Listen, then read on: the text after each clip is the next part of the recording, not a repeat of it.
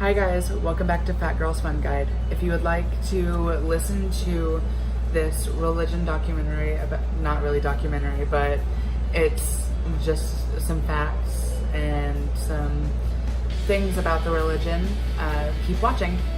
Hi guys, so today we're going to be talking about a religion that I know a lot about. It's called Wicca, and it could also, it's under an umbrella. Pagan, Wicca, witchcraft, all of that. So there's not like a set way to believe. It's all just free will. The death, there's not a one set that you believe. So like some people believe that you are in purgatory until the rest of your days, unless you can escape. Others believe that you are reincarnated back into another life. So like you wouldn't be an animal or a plant, but you would be another person. Others believe that it's just darkness or, eternal sleep. What would sound the most, believable to me is the reincarnation, because every time you die, another life is brought into this world. So that kind of makes sense to me. Personally, I don't follow Wicca. I was looking into it for a little bit just because, I was having a rocky road with my religion for a quick second, but I'm back. But yeah, so Wicca is not like what people believe. People believe that, they run around the woods and like fly on broomsticks. And no. Wicca is like all of the elements. So there are 5 major elements. There's the wind, there's the water, there's earth, fire, and spirit.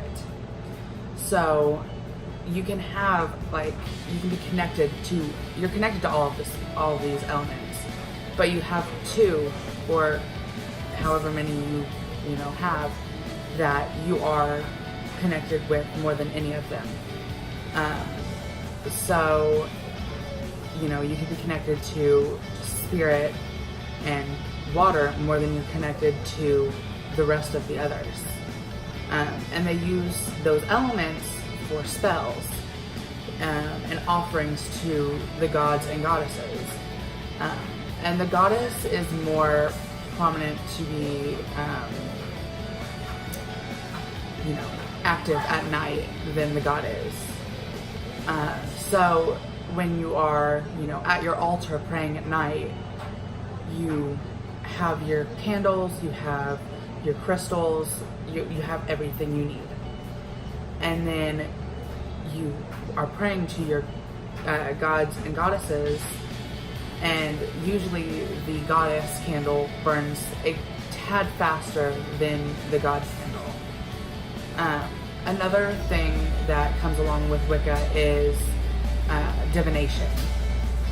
So there are multiple forms of divination. I'm not exactly sure how each of them work. There's tarot, tea readings, palm readings, there's astrology, all of that. There's even one that's for bones. I'm not exactly sure how that one works because I never looked into that.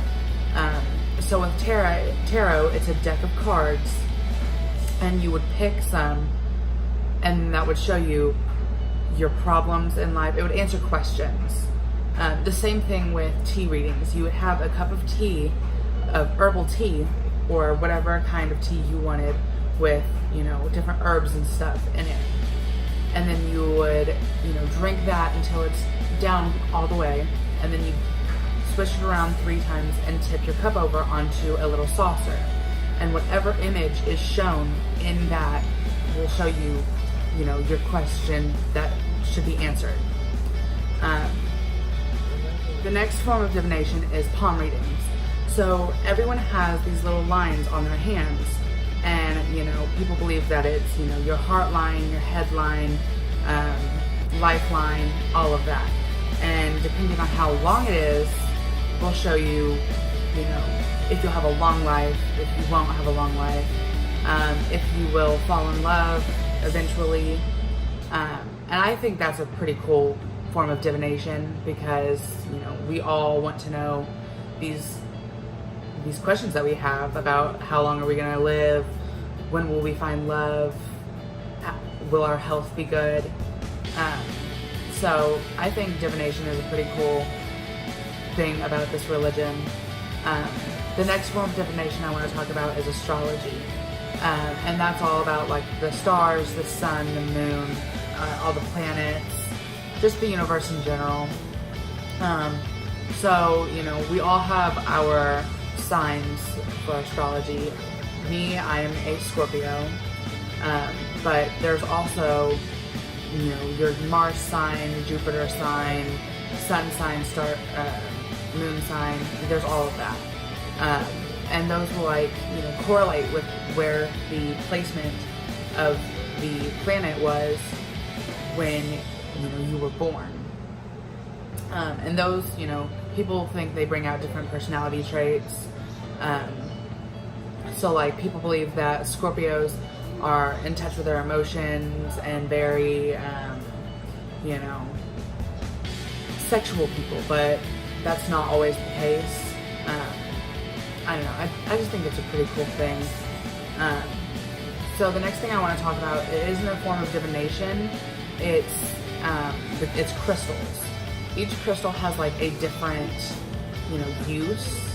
So one of the ones that I know of is obsidian, and that, like, it's supposed to capture negative energies. You know, all of the different crystals send off different energies because, you know, they are blessed. So it's always different for every crystal, and you have to find one that you feel comfortable with. The next thing that we're going to talk about are the candles. The candles are kind of similar to the crystals. So the candles, like, will show different, it will give you different things for the color. So if it's green, you know, money, luck, and you can use those for your offerings. You can light that candle, and, you know, as you're praying to your god or goddess, it will, you know, give you a little bit more oomph in that little prayer that you're doing. People that follow Wicca usually have an animal guide, and those are called familiars. Familiars can be any animals, but the most popular ones are like snakes, cats, rats, spiders, those types of things. And, you know, when you follow Wicca, you are told that, like, you know, you can gain such a connection with these familiars that you can understand what they are trying to tell you through your brain patterns. And, you know, I, you know, believe kind of that, because, like, animals and humans can have a great connection, but I don't believe that we can communicate with them yet. So with Wicca, it's kind of skeptical about everything, because, like I said earlier, it's free will, and you kind of get to decide what you do. Now, a lot of Wiccan people don't like to use Ouija boards or any of that, because they find it as dangerous, because if you release something, you would have to do a sage burning ritual. And a sage burning ritual is where you have a bundle of sage and you light it, and then you have to fan it out across your house while saying prayers to your gods and goddesses, asking to clear your house of these negative energies. And it can be very dangerous to do if you are not, you know, trained. But anytime you do a spell for Wicca, you want to cast yourself a protection circle. You know, these protection circles will keep any negative energies from coming through, will keep any hexes from happening.